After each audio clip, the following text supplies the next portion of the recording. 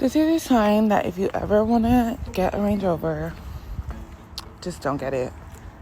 Just get a Benz. I've had my dream car for about 4 months and I'm selling it today. The worst financial mistake I've ever made, I'll be honest with you guys, is this car. Everyone thinks buying a new car is a flex until they realize what it actually costs. In 2026, more people than ever regret it. Not just the payments, but the insurance, maintenance, tech repairs, dealer add-ons, and upgrades they felt pressured into buying. As usual, I'll be featuring your comments in today's video, so if you want to be featured in the next one, definitely make sure to drop your experience below. I make well enough to afford my truck. I have a 2022 Ram Limited. This thing's fucking sweet, right? It's literally whatever, top of the line, whatever. I don't really like it. Like, I have a 2000 GMC Sonoma back here. I don't know if you can see it, but I fucking love driving that thing. 4-wheel drive, V6, manual. It doesn't have heated seats, doesn't have a heated steering wheel like this thing does. And it doesn't have 4 doors. But I don't really think that this truck is worth 10 times the amount as my other truck. My wife has a Tacoma up there. That thing's sweet. But I don't think that thing's worth 8 times the amount as my Sonoma. I think I kind of regret buying a brand new truck at this point because it doesn't really make me any happier. You know, I thought it would, but we live, we learn, I guess. It's crazy. This guy went from a totally fine 26-year-old car to a brand new one worth, I don't know, 10 times the price, whatever he said, 100K, whatever it was, versus his 10K car, all because the dealer was able to convince him that he needed a heated steering wheel and ambient lighting. All the little gadgets and gizmos doesn't make it worth it. The crazy part is him saying he can afford it, in my mind, means he probably took out a loan on the truck and now he's got car payments, and he's coming to the realization that it gets you from A to B. His 26-year-old car got him from A to B just as well as his brand new car that he's making monthly car payments on, and now the buyer's remorse kicks in. It's weird. The other thing, the interesting part too, is I can understand where he's coming from, because I as well, I like to set goals. I like to dream, about the newest car or whatever it is. I set a goal, and when I finally achieve that goal, I realize, it wasn't as great as I thought it was. I was more fascinated with the hustle and like the idea and like all the work that needed to take place, and the saving and the investing and the strategizing that got me to the goal. The goal wasn't as enjoyable. The other thing maybe is, some of you guys have been following me for a long time on the channel. I bought a brand new 2025 CX-50 hybrid a couple of months ago. I made a video on that. Highly recommend you check it out if you haven't seen that already. If you're in the market for a new car, definitely recommend watching that video, because I pretty much show you the best way to buy a car to avoid the dealer traps, scams, and fake warranties that they tack on. But what I noticed is, I like the car, don't get me wrong, I enjoy it, but we also have a 16-year-old 2010 Mazda 3, and it kind of feels a little more homier than this one. I don't know why. Maybe I've got more history in this old car. I've worked on it. The car's got blood, sweat, and tears in it. A lot more memories were made, and hopefully the new one can do the same thing at some point, but it doesn't feel that way at the moment. So it's okay, but it's just another thing I noticed having a new car versus having an older, old reliable, if you know what I mean. I'll never understand why blue-collar workers making $30 to $60 an hour will go and buy a brand new 90K truck. Now, this is fascinating to me, because this is the problem with consumer culture. This is the problem, and why so many people will forever stay broke or middle class, because people are constantly keeping up with the Joneses, with their neighbor. It's very common, and I've seen it because I have friends and colleagues and coworkers that are, blue collar, and they as well have the newest truck. I know they only make $60K, and somehow they're rolling around in a $120K Ram 1500 with every bell and whistle and doodad on it. And their car payment's like $900, and they got it because they're trying to fit in. But in all seriousness, if you keep up with the Joneses, you are going to forever be middle class, and you are forever going to be broke and in debt. Plain and simple. The worst financial mistake I've ever made, I'll be honest with you guys, is this car that I'm currently driving. And it's not the car itself. Like, I literally love this car. I can't imagine myself driving anything else. It's the fact that I have car payments, which is so stupid. It literally makes me sick thinking about it. I wish we would have just waited like a year and maybe saved up like $20,000 in cash and bought a used car, because purchasing a brand new car was so dumb. Not only did it lose value like the second we drove it off the lot, but now we're paying interest payments on top of that. And this car is already 2 years old. Like, it was only brand new for like 5 minutes. So that's true. Might as well have bought a used car. That's true. But at least I learned that lesson in my early 20s so that I never do that again in my life. It's got a valid point. And there's nothing wrong with buying a brand new car. I don't want to sound like a hypocrite because I also bought a brand new car. But there's ways to do it correctly. You need to have an emergency fund. You need to save up for it, which so many people hate the word saving. They want it instantly. Sorry, you're going to have to struggle a little bit and save a little bit and have some delayed gratification to get stuff like this. It can be done, and then you can buy it. And there's nothing wrong with buying brand new. Yes, there might be, first year's depreciation, but you can haggle with the car dealership like we explained in that previous video that I made. But when people buy cars with car payments, you are living outside of your means. You are living above your means. You are buying something you can't afford with money that's not yours to impress people that don't care. So stop. Live within your means. If you want to be financially free, live below your means. Save your money, and then you can go buy nice things. Anyway, I wanted to read a couple of comments that people had left on my previous car insanity episode. If you haven't seen that, definitely recommend checking it out. And if you want to get featured in the next episode, definitely make sure to drop a comment down below. Best car payment is none at all. There is something very rewarding about not owing anyone money, because you regain your freedom. I can go to sleep knowing I owe nobody anything. And it feels really good. It really does. Being able to not stress about bills and finances and money is an amazing feeling, especially if you have a family and kids. Not having to worry about money is awesome. Not having to check your bank account to see if you can afford to fill up your car to full, that week so you can get to work. It's a great feeling. Well, today is the day. It is going goodbye. The gas tank is too small. It does not tow enough, and I did not do my research before buying this Lexus. So, it looks good. I'm wishing it well. Stay tuned to figure out what I replaced it with. Obviously, I'm at a GMC dealership. They sell all kinds of GM products here, though, and they have used cars. So, if you're interested in what I replaced my 2024 Lexus GX 550 Luxury Plus with, stay tuned. Last time I'll have to hear that squealy running board. This guy's just making one dumb mistake after the other. No offense. He said he didn't do enough research on his Lexus. Just wait till you get your first brand new GMC, how quickly you'll end up back at the dealership praying they buy it back from you. I don't understand. Sad thing is, I really like the way that car looked too. And this should tell you not to be buying cars just based on looks. I'm glad you called BS on MPGs as the excuse for overly complicated new cars. It's a lie OEMs use to make new cars disposable and increase profits. If OEMs and governments were truly concerned about MPGs and pollution, they'd want cars to last as long as possible. It's common sense. Love the phone zombie reference too.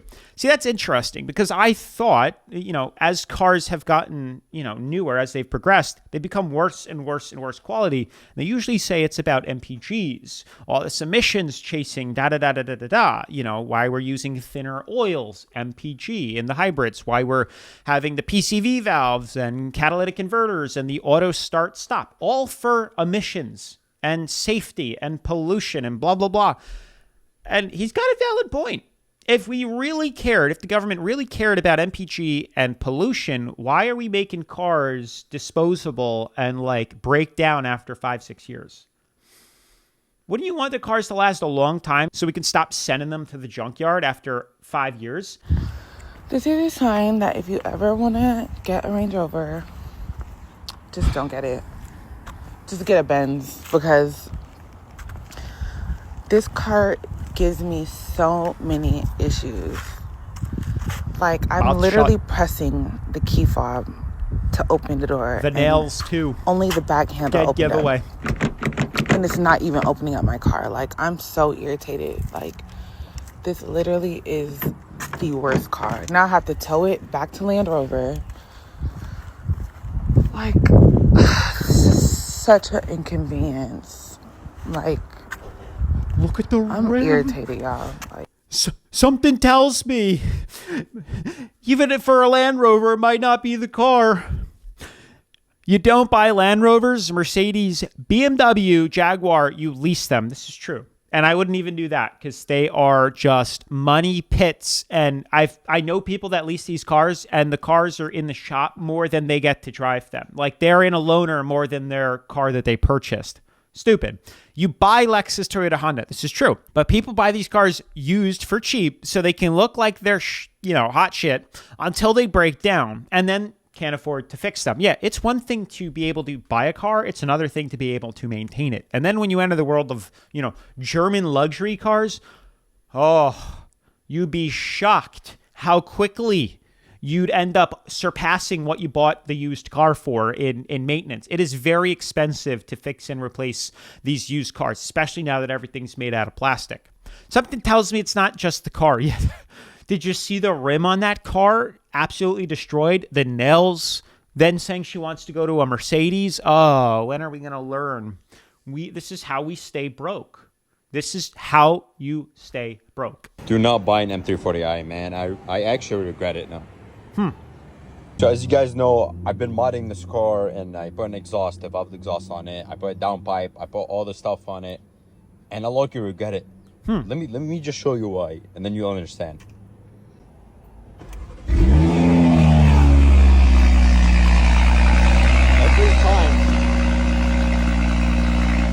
Every time I turn it on, it sounds so good. Is he just flexing on us? The more stuff I buy for this car, the exhaust, the downpipe, all those stuff, it makes me want to drive the car even more and more. You know what that does? It makes me spend a lot of money on car parts, gas, all those extra stuff that I don't need to spend money on. I'm just joking. Go buy this car. It's 100% worth it. Even though it's not an M3, this is the closest thing you can get to an M3 without paying the price of an M3. I love this thing. I'm not going to lie.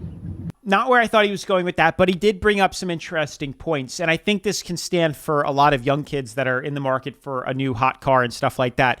My first car was an Audi A3, and I really liked to modify it. And I don't regret it looking back on it now, but at the time, oh my gosh, I was putting thousands upon thousands upon thousands of dollars into this car, not only in mods, but then fixing it when it broke because it was out of warranty, gas, insurance is more. Like, there were so many things that had I have just bought like a Toyota or a Honda and even modified that a little bit, I would have saved thousands of dollars, and I'd have so much more money than I have now had I have, invested my money properly back in the day. So let that be a lesson to you guys. Unless you can afford it, it's a tough game to play. Let's just say that. I think having an old, reliable car with high mileage and no car payments is cooler than having any brand new car with car payments, I would say. There's nothing wrong, like I said, with having a brand new car.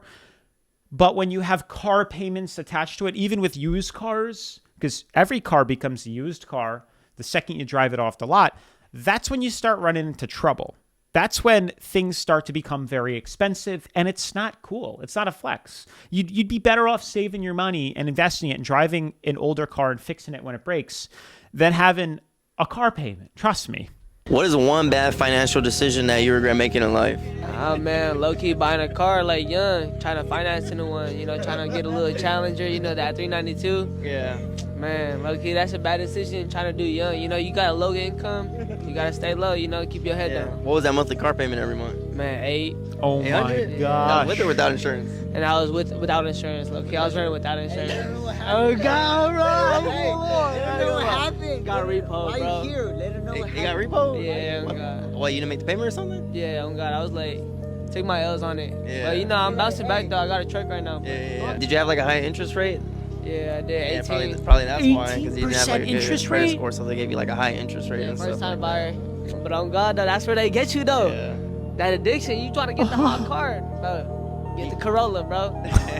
Stay down till you come up, bro. Do you feel like you're gonna get that car again or a different one this time? Oh yeah, I'm already knowing, nigga, 'cause it's all about belief in God, bro. You see the tats on God. Now I'm telling you, money working, it come and go. Yeah. On God it do. Okay. See, this is the problem. These dealerships, lots of car dealerships, private dealerships too, they play a game with you. They want to get you in the car, charge you an incredibly high interest rate if you're low in credit, and then wait. And the second you miss a payment, they come repo that car, take it right away from you, destroy your credit, put it right back on the lot, wait for some other poor sucker to come buy it, and rinse and repeat, do the same thing.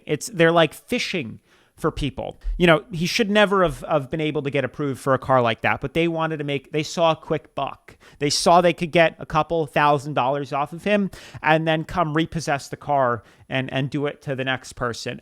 My 2014 Jeep was costing me so much to repair, I sold it to the dealer as is. I'm using my mom's 2004 Honda. This is the first time in years I'm spending less on vehicle repairs, and it's a 21-year-old car. See, that's interesting too. A lot of people that buy Jeeps buy it, again, to fit into that Jeep culture and stuff like that. Not to say this person's doing it, but this also tells you to do a ton of research when buying your car, because even some used cars are horrible and terribly unreliable and will cost you tons of money. Used Hondas, used Toyotas, used Mazdas, they can last a long time and they don't cost a lot to repair. A good tip for you guys maybe looking to buy a used car, a little confused, and I'm going to be putting some videos out later on the channel of the best used cars to buy, cars to avoid. So if you're interested in that, highly recommend you subscribe to the channel so you don't miss out on those. They're going to be dropping in a couple of weeks, but take a look on the road when you're driving next time. Look around and try and notice cars that are super old. Those are usually ones that are pretty reliable. Now, from my experience, what I see is super old like Toyota Camrys, Toyota Corollas, super old Honda Civics, Honda Accords, early 2000s, Toyota Avalons. I've even seen some super old Mercedes Benzes. Crazy. What I don't see, old Kias. What I don't see, old BMWs. I don't see old Audis on the road. Why? Because they break down a ton and they're a fortune to repair. Believe it or not, some of the older Mercedes were pretty reliable back in the day, engine-wise. Still a little bit more expensive to repair, but the engines and trannies were pretty bulletproof if you took care of them. This is my Lamborghini, and these are all the reasons why I hate it. Starting off with number one, and one of the most important, this car does not have a cup holder. Where am I supposed to put my drink? Number They two usually is do how have cup goofy holders. you look getting out of this car. It's so low to the ground, there's really no way to look cool getting out. The fact that the window operation buttons are opposite. Why do I have to pull down for the window to come up and then push up for the window to come down? I want to know who at Lamborghini thought this was a good idea. Not being able to completely turn off the AC. I can bring it down to one, but it will not go to zero no matter how many times I press it, which means even on a cold day, there will always be cold air coming out of these vents no matter what. Sun visors being literally smaller than my finger. Like, what is the point of this? This does nothing. I'd rather squint my eyes or put on some sunglasses. The turning signals being on the steering wheel versus back here with cool, the stalks. This gets super confusing while driving, so if you see me on the road not using my blinkers, please forgive me, I'm trying.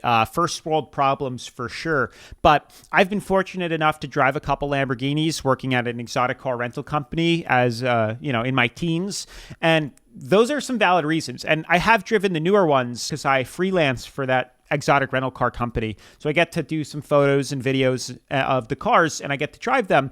And I hate what they're doing with the newer cars. The touchscreens are terrible. The touchscreen on that Lamborghini specifically, and this applies to most cars, it's terrible. The fact that climate control is in the touchscreen now pisses me off so much. It really, really, really does. And all new cars nowadays are getting touchscreens and putting climate control into the touchscreens. And they're getting rid of the dash and putting that as an extension of a touchscreen because it's cheaper. I can't stand it. I'm so done with new cars. That's it. I'm out. I don't know what my last car year will probably be, but it's definitely not these newer ones. Installed a third-party CarPlay screen in my new old 2011 Toyota Corolla, 173,000 miles. Mechanic gave it a glowing review, and I'm actually having a lot more fun driving it than my newer car I had previously. This is a very good point, and this is why I wanted to include this in here, because my 2010 Mazda 3 has 186,000 miles on it. And a tip here is before you go out and buy a new car, there's so many modifications you can do to your older car to kind of refresh it and update it, modernize it. And you'd be surprised the differences it can make. You can do pretty much anything a new car has, you can probably put into a used car. I did put a smaller touchscreen radio in that car, night and day difference. To have Apple CarPlay now, the car is amazing. I love it. It's so much better than what it used to be, just to give it a little refresh here. And it could save you tens of thousands of dollars because you're not going out and buying a brand new car. You're not getting tied up in car payments. You're spending $200, $250 watching a YouTube video, doing it on a weekend with a buddy. It's not that hard. So my whole entire life, I always bought cars that were salvage, right? And I never had a car payment ever. Except for this year, I got in a car accident. I was like, oh, let me go get a new car. So I decided to get the Lexus IS 350F Sport. And I was like, yeah, I could pay for it. Why not? Low end, motherfucking behold, the payments are $800 and something dollars. So I just rounded up. Are we driving and doing our eyelashes at the same time? Not only do I pay $900 a month, but my insurance used to be $360. And so I hit up State Farm and I was like, hey man, it's a little high. You know what I'm saying? Luckily, we did a little family package and I'm only paying $240. I hope she's in the passenger seat. So yeah, if you're thinking about getting a nice car, make sure you can afford it. And trust me, you're gonna miss driving around in that 1996 Camry because I sure as hell do. So that's, again, what a lot of people don't realize is all the hidden expenses that come with, new car purchases. The same thing goes with home ownership and a lot of other things. People don't realize it's not just about affording the car payment. You got the car payment, you got insurance, you have maintenance, you have, and that's not just oil changes. Yeah, maybe they throw that in, one or two of them, but then you got, tire rotation, you got new tires, you got brakes, and so many other things that need to be maintained. Let's say you hit a pothole, that's a brand new tire and it's super expensive, a new rim. Many times the dealer will fight you tooth and nail for any warranty work, whatever it may be. They'll find any reason to blame it on you. Oh, 5 miles over your oil change? Oh, well, yeah, your tranny slipping? Oh, that's your fault. Whatever it is, it's not worth it. Then, not to mention, people modify it. I work in car sales. My advice is to refinance after 6 to 12 months of ownership. $800 to $900 is crazy. And this is funny. Don't get sales advice and car advice from car salesmen. You don't ask a fish how to catch it, do you? So my point with this is every time you refinance a car or refinance a house, your loan resets and you're back to restarting your interest because loans are amortized and they're front loaded. So the interest is all up front. So the first couple of months of your car payment is all going to repaying the bank for borrowing the money. Every time you refinance, you're paying more and more and more interest. The only reason you would refinance is to get a lower payment, but pay what you were previously paying so more money can go to the principal to knock down your principal payment. I've had my dream car for about 4 months and I'm selling it today. Well, maybe I shouldn't say it's my dream car because literally right after I bought it, I realized I didn't really like it that much. See? And it was really crazy because you work so hard to get to a level where you can afford these things that you've always dreamed of. And as soon as I did, I realized it wasn't what I actually wanted. Anyway, this thing goes out today. And hopefully in the next month, the new one will be coming in and I can't wait to show you guys what that one's gonna look like. So I guess we're just hopping to the next car. But anyway, I'm glad I'm not the only one that realizes that yeah, it's like we're more fascinated with the hustle and the drive that got us there than the goal itself that we had set. It's weird how that works. Anywho, guys, that's going to be it for today's episode on people regretting their brand new car purchases. Let me know if this has ever happened to you. Do you regret your brand new car? Did you buy it cash? Are you making car payments? Let me know your thoughts and stories down in the comments section below. And if you haven't already seen my new car insanity episode on why they're horrible, these new cars, then definitely make sure to check it out right after this. Peace.